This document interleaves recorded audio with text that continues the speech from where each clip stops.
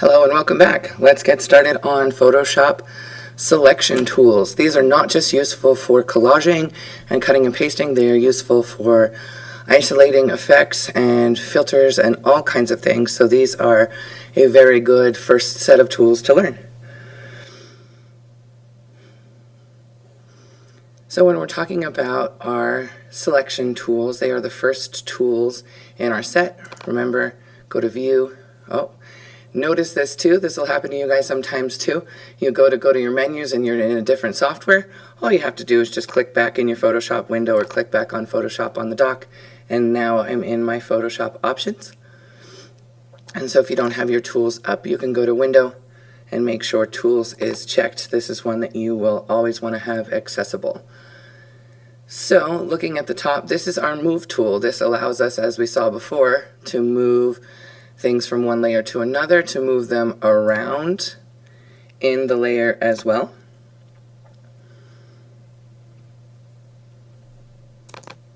You will notice when you start with one of your pictures that you bring in, it comes in the Layers palette, which is another important thing to note. And we'll talk about them more in detail coming up in a future video. But you need to notice them and make sure that your layers are up and open. And if you want to manipulate and do something but a picture's not really letting you, it's because it's a background and it's locked, so it won't even let you move it like it would the other one. So you can either try to move it and it'll tell you about it and you can say convert to normal layer, or you can come over to the background here and that's what it'll say when it's a locked layer instead of a regular usable layer. And single click on the padlock. So you notice I can't move this with my Move tool. It won't let me move it. So I can either attempt to move it and Photoshop will tell me that it's not a normal layer, it's a locked background layer, and I can convert it that way. Or you can just pre-do that by single clicking on the padlock that's next to the layer name, and now you see it's called layer 0 and I can grab it with my Move tool and move it over. That's not very much of a collage though, so I'm going to Command Z and undo that. So undoing is one of the greatest things about being able to do digital art. We can try things, we can take creative risks, and then we can back up and undo them. So how you do that is either by Command Z like I showed you, or if I moved it over and wanted to undo it again, I could go to Edit and choose Undo, or Redo if I accidentally undo, or you can go to your History, and again that's in Window, History, and it will keep track of 50 steps since you open it. So it's not an infinite ability to undo, but it is the ability to go back a few steps or forward a few steps and keep going. You will notice that if I go back a couple steps, I don't have to delete these or put them in the trash. I can just keep going from there and it will then create new steps in their place. So that's your history, and that's a good way to be able to back up a few steps.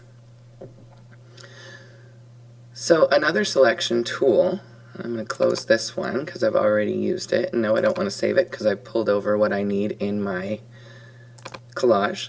So another useful tool is the marquee tools, and those are here. They are also referred to as the marching ants, and again, anytime you see these little arrows, it means you can right click and get to more options. So let's go over to one of our images that I pulled down and show you some examples. I'm going to open another image for this, and Command plus to zoom in. You can hit Command 0 and that will fit into whatever window you have. I don't need it quite that big. So for the marquee tools, you're taking either a rectangle, a square, or a circle, or an oval, and you click and drag and it will define your selection.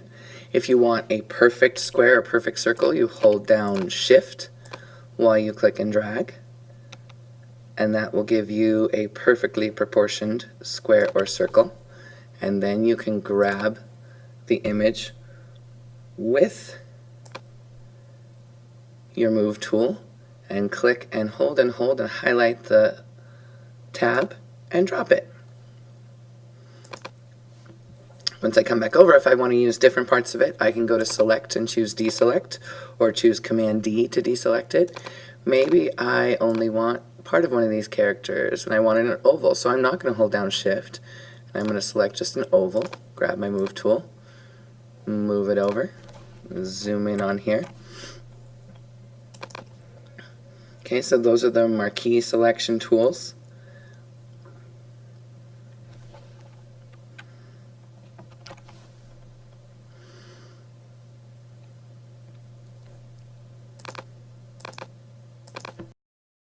Depending on what kind of image you have and what you want to remove, you're going to use different kinds of tools. There's a single row marquee tool that literally selects one row of pixels. I have yet to find anything. Oh, it took the whole one because it couldn't even. I didn't zoom in far enough to grab the single row of pixels. So there, I cut one row of pixels and copied and pasted it onto a new layer in my collage. That is actually interesting. The one thing that I've seen it used for is some pretty cool glitch art. So if you wanted to do some interesting glitches, you might want to use that one. Then the next set of tools we have are the lassos. The lassos are very cool tools that allow you to pull out just what you want. So with this lasso, I could draw around these pages and get kind of a soft selection around these pages.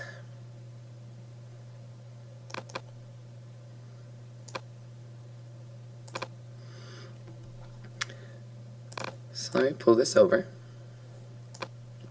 and you can see then I get a different shape. This is fun because you can start to overlap and see through parts of them, but you notice this still has a pretty hard X-Acto knife edge. So what do you do about that?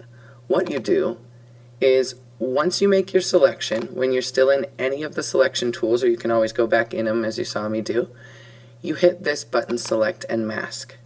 And this is new in this version of Photoshop.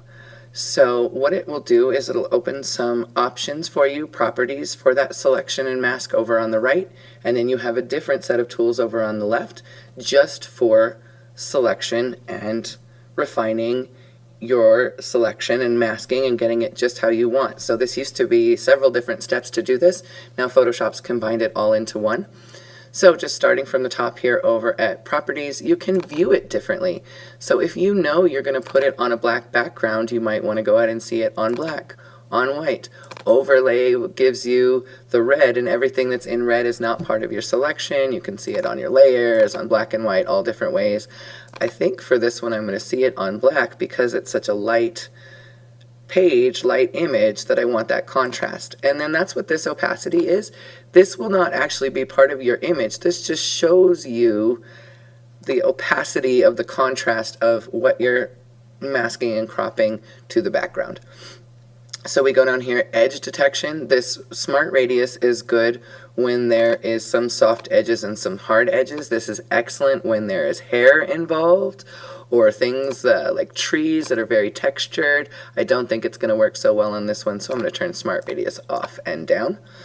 But down here on the global refinements, feather is one of the best tools to be able to go from that amateur looking Photoshop to professional looking Photoshop. And so I can feather it and turn it up higher and higher, and you'll notice as I go it's starting to get transparent along the inside here too, so you have to be careful that you don't feather it too far. Maybe I just want it here. You can smooth out edges. This is very good if there's some pixelization. Contrast will actually help to harden the edge instead of soften it. And then you can shift the edge as well. I think I liked it with a little contrast on it. You can shift the edge. So if I wished I had maybe selected a little closer to the book, I can shift it down, or I can shift it back up. So I think I'm going to shift it down a little bit. And if you want to be able to use this a lot, you can hit Remember Settings. If you just want to use it once, then you hit OK. But, so now that I'm here, if I do wish that I had made changes, I don't have to go back and back up steps. I can use these tools here. So here at the top, this one is a quick select version in the masking tool. So the quick select tool will grab ranges of pixels. So once I click on one pixel, it will grab a range of other pixels. And you'll see you have options up here in your control panel for plus or minus. So if I want to add to the selection out here, I can come start clicking and dragging some and see it'll start to add them back in. If I want to remove some, I go to minus and can start minusing more. Notice that was too big. I lost a little bit, so I can add more. The quick select tool is a little jumpy like that. You can do Command Z or undo to back up if you just don't like what you did. And you can control it with a smaller brush as well. So I can come in here. Well, no, it really wants to grab that. So for this, what this is telling me is it's not the right tool. I need to refine it a little more by hand.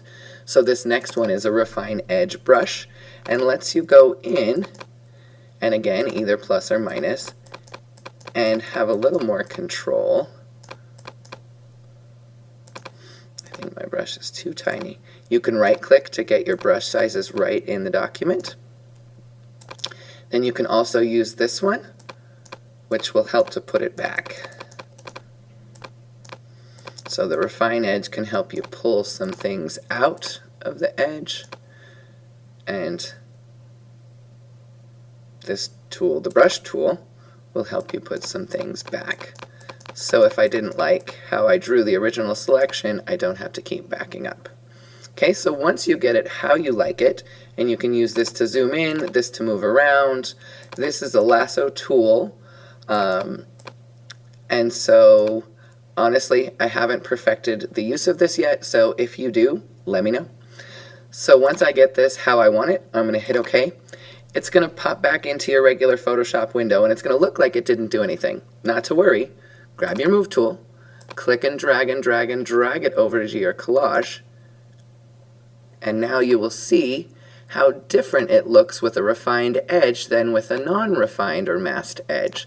So I have a much nicer, softer edge. I have a little bit of opacity on the edge. If you zoom in, you can see that. So you can really start to overlap and get your layers to communicate visually almost together and get them to be more related and involved with each other.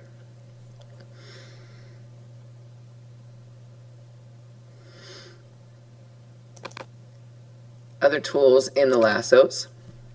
I'm going to come back over here and Command D to deselect. I think I'm going to come back over to these acrobats, Command D to deselect, or go to select and choose deselect. The other lassos, there's a polygonal lasso that allows you to just click and drag and it will draw straight lines between your clicks. So this is a fun way to be able to get some fun geometric shapes. And then you just double click to close it, or you triple click by accident, which I do so often. Sometimes you learn by anti-example from my videos, so there you go. So I come to the end and either double click when I'm close to the end or wait until you see that circle and then click and it makes that selection.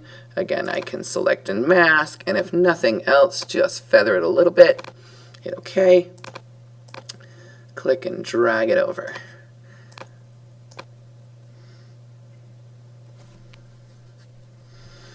There is also, if you want to get a character in more detail, there's a magnetic lasso, and boy, for these guys there's going to be, because it's drawn, it's going to be tricky. So I think I'm going to go over to the book and show you the magnetic lasso.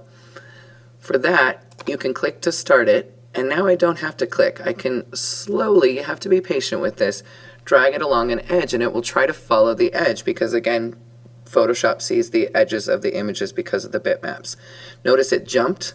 I can hit backspace and undo that spot and then click to force it. Oh, I'm going to hit backspace again and then click to force it to follow me. The reason why it's having a hard time seeing that page edge is because they're so close in the same value, the same color. And so it can be tricky. So I just have to be patient and go around. And this is a wonderful way to be able to extract very specific characters or details from your imagery. So say I just wanted a few pages, I could come in here and just get what I want.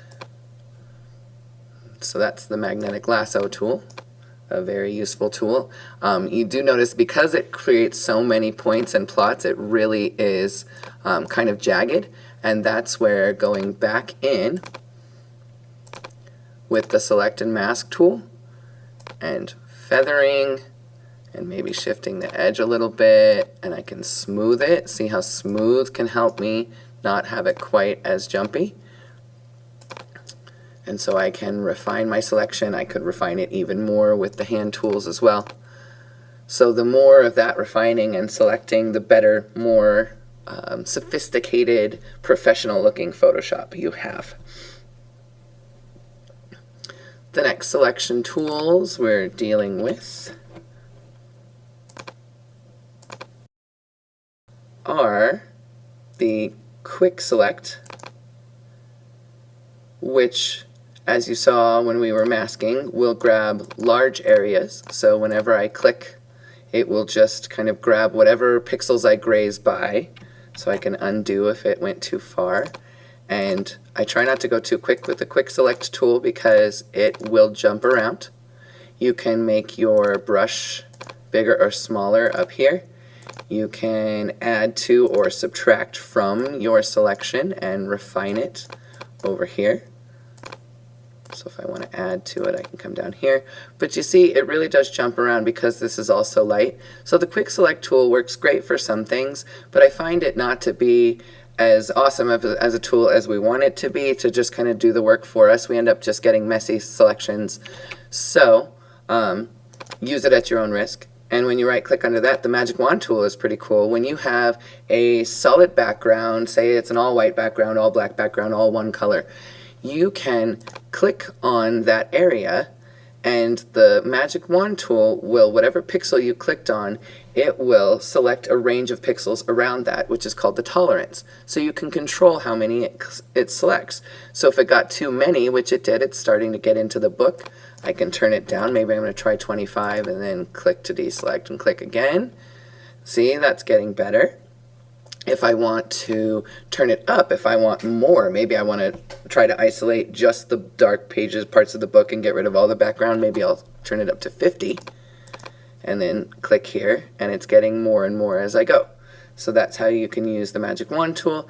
And then again, the same thing, click and drag it over. Whoops, I grabbed the whole thing. Let's go see why. Oh, because I didn't grab the selection part of it. So that's one thing you have to be careful of. When you're using the magic wand tool, sometimes what you're trying to select is the background, but that's because you want to get rid of it.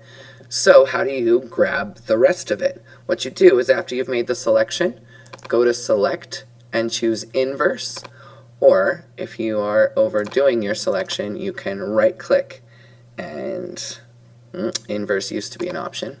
So you go to select and choose inverse, and now you just selected everything that wasn't already selected. So now I did pull a lot of the pages separate from the background. And see, so then you can do more and more to get great overlapping, overlaying imagery. The next tool is a crop tool. You got to be careful with that one. I'm going to zoom out, Command 0, because when you turn the crop tool on, it will crop your whole document. So if I double click on that, it now made every layer smaller. So the only time you want to use the crop tool is if you want to make the whole thing smaller.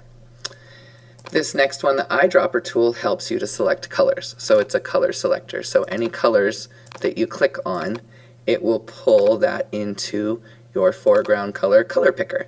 So that's kind of a cool way to be able to select colors.